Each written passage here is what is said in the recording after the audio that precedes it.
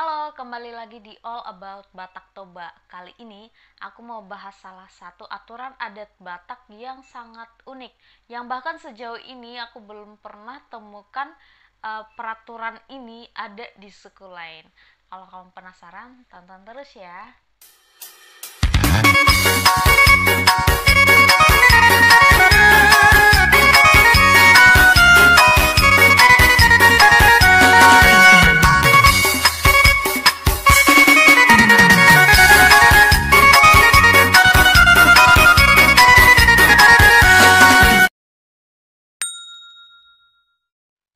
Marsubang. Marsubang ini adalah satu istilah Batak di mana kalau di bahasa Indonesia kan secara langsung, bukan maknanya ya. Dia di bahasa Indonesia kan kalau secara langsung nih, berpantang. Itu artinya. Tapi dalam hal ini dia lebih ke berpantang secara fisik dan juga berpantang dalam hal berkomunikasi. Buat kalian yang udah ikutin sesi belajar bahasa Batak Toba episode 1 dan episode 2, kalian pasti udah dengerin beberapa kali, berkali-kali aku ucapkan kita nggak boleh sembarangan menggunakan subjek. Apalagi jika orang yang kita maksud itu adalah orang yang harus kita hormati atau kita segani secara adat. Nah ini dia, yang kita segani secara adat itu adalah orang yang marsubang dengan kita. Tadi udah kita singgung bahwa marsubang itu adalah berpantang, di mana seseorang ketika relasinya dengan orang lain adalah marsubang, maka mereka akan dibatasi physically dan juga berkomunikasi juga dibatasi. Jadi saling bicara benar-benar dibatasin. Padahal mereka ini ada dalam hubungan satu keluarga. Nah, kok bisa begitu? Itulah aturan adatnya. Makanya saya bilang tadi sangat unik. Nah, supaya semakin paham maknanya apa, semakin paham bagaimana mereka dalam kesehariannya harus seperti apa dan apa yang harus dihindari, kita bahas aja yuk. Apa sih yang biasanya harus diperhatikan jika seseorang dengan orang lain bersubang? Yang pertama adalah menghindari saling bicara satu sama lain. Sebisa mungkin mereka menggunakan perantara. Jadi mereka itu kalau bisa ya jangan saling berbicara. Misalnya aku marsubang sama seseorang, ya kita pasti akan sangat menghindari komunikasi. Kecuali memang harus. Tapi kalau harus nih gimana? Kalau harus, aturannya adalah aku harus cari kata-kata yang paling sopan, karena kan bahasa Batak itu seperti bahasa lain punya tingkatan-tingkatan.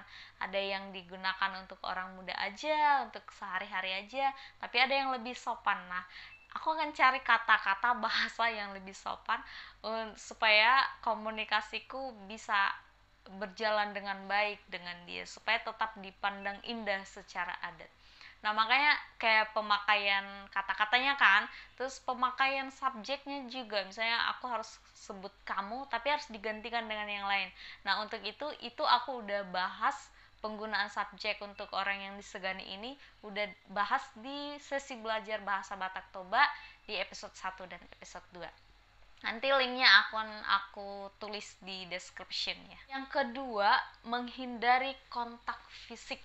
Menghindari kontak fisik atau bahkan menghindari saling berdekatan. Jadi misalnya aku dengan orang yang marsubang dengan aku, misalnya aku lewat nih. Aku lewat dari satu pintu, terus dia juga mau lewat, ya pasti akan ada yang mengalah. Entah itu aku, entah itu dia akan ada mengalah. Oke, agak menjauh dulu. Jadi atur jarak dulu. Nah, itu dia. Jadi secara fisik nggak boleh berdekatan gitu. Kemudian karena sangat menghindari sentuhan secara fisik kecuali bersalaman, maka nggak mungkin ada berpelukan, nggak mungkin ada cipika-cipiki, bahkan walaupun itu dalam situasi dimana semua anggota keluarga cipika-cipiki, ya yang satu ini nggak boleh cipika-cipiki, nggak boleh berpelukan, bisanya cuma sekadar salaman aja. Yang ketiga, nggak boleh saling bercanda. Nah, kalau sama anggota keluarga yang lain kan kita bebas ya bercanda. Nah, kalau untuk anggota keluarga di mana kita punya relasi marsubang, nggak boleh saling bercanda. Orang berbicara aja harus cari kata-kata yang sangat sangat sopan, gimana mau bercanda. Oke, nextnya adalah menghindari situasi berada dalam satu ruangan hanya berdua. Jadi situasinya aku sama seorang yang mersubang sama aku nggak boleh ada dalam satu ruangan, hanya berdua. Orang berdekatan aja nggak bisa, apalagi dalam satu ruangan berdua.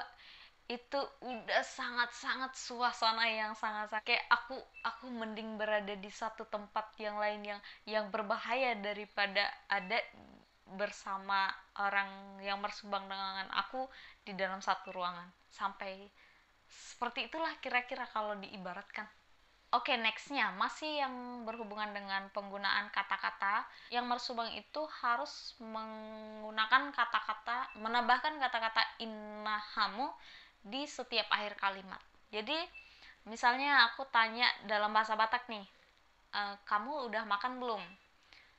Anggap aja itu dalam bahasa Batak, tapi aku akan tambahkan kata innahamu. Kalau diartikan sih innahamu itu adalah kata kalian. Jadi seolah-olah memang kan dalam aturannya tadi nggak boleh berkomunikasi secara langsung kan. Jadi kalau innahamu itu seolah-olah kata kalian gitu.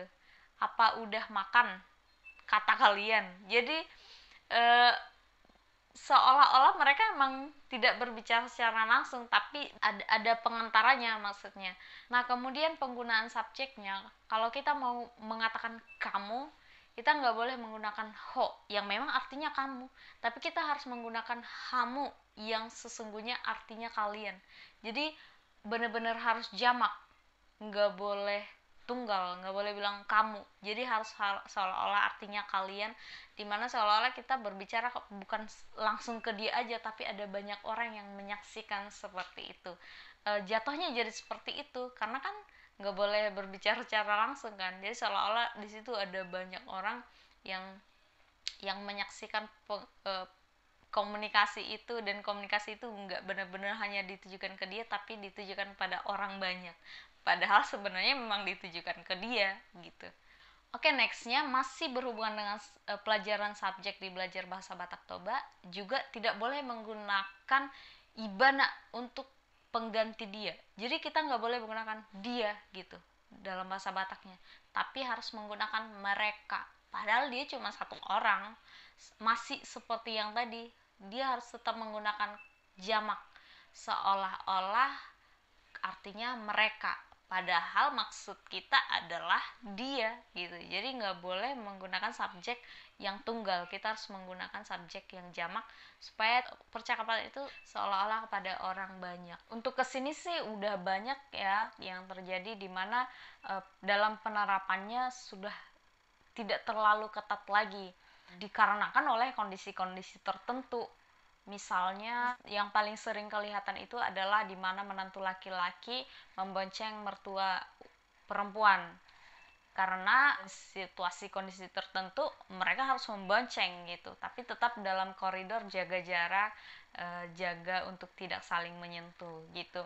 Terus ada juga yang malah di mana menantu laki-laki mengurus mertua perempuan yang sedang sakit misalnya, benar-benar mengurus seperti mengurus ibu kandungnya sendiri. Orang-orang tentu kalau dalam kondisi-kondisi seperti ini kan lebih memilih logika, mengikuti logika daripada mengikuti kebiasaan adat. Oke, selanjutnya adalah panggilan yang digunakan orang yang marsubang. Marsubang ini adalah hubungan yang tadi yang saya sebutkan berpantang, tapi biasanya hubungan ini adalah antara seorang laki-laki dan perempuan. Jadi selalu yang lawan jenis. Sepertinya dalam hubungan adat Batak tidak ada yang mersubang antara perempuan dan perempuan, antara laki-laki dan laki-laki, tapi antara perempuan dan laki-laki. Tapi tetap harus dilihat ya aturan silsilahnya, aturan derajatnya, kenapa dia mersubang. Bukan semua laki-laki dengan semua perempuan mersubang, tetap harus dilihat derajatnya. Tapi memang kalau mersubang dia selalu jenis kelamin yang berseberangan gitu. Nah, mereka itu panggilannya hanya ada dua.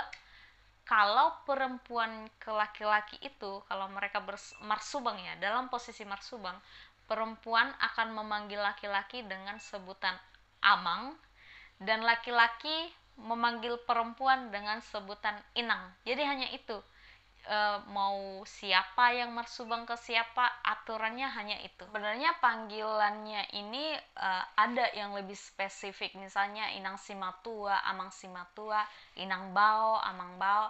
Tapi untuk lebih spesifiknya nanti kita belajar silsilah part 1. Nah, untuk kali ini lebih secara umum aja, jadi bisa manggil cuman amang dan bisa cuman inang, tidak ada salahnya.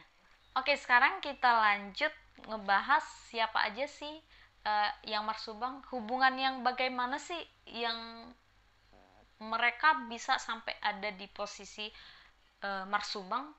Apakah semua perempuan dan laki-laki dalam satu keluarga itu marsubang atau bagaimana? Yuk kita langsung cek. Oke, sebelumnya aku tegaskan dulu, antara menghormati orang yang lebih tua dengan yang bersubang ini jelas berbeda ya. Orang tua kita hormati, tapi kita bisa kan bersama orang tua itu berdua dalam satu tempat, bisa cipika-cipiki, jadi tidak ada batasan. Oke, kita lihat satu-satu yang mana yang disebut hubungan marsubang. Yang pertama adalah mertua perempuan terhadap menantu laki-lakinya, atau sebaliknya, menantu laki-laki terhadap mertua perempuannya. Terus yang kedua, mertua laki-laki terhadap menantu perempuan, atau menantu perempuan terhadap mertua laki-laki, selalu sebaliknya ya. Kemudian anak laki-laki kepada istri dari adik laki-lakinya. Masih belum sulit kan mengerti? Misalnya si Tono, terus si Tono punya adik. Nah, istri dari adiknya itu mereka saling marsubang.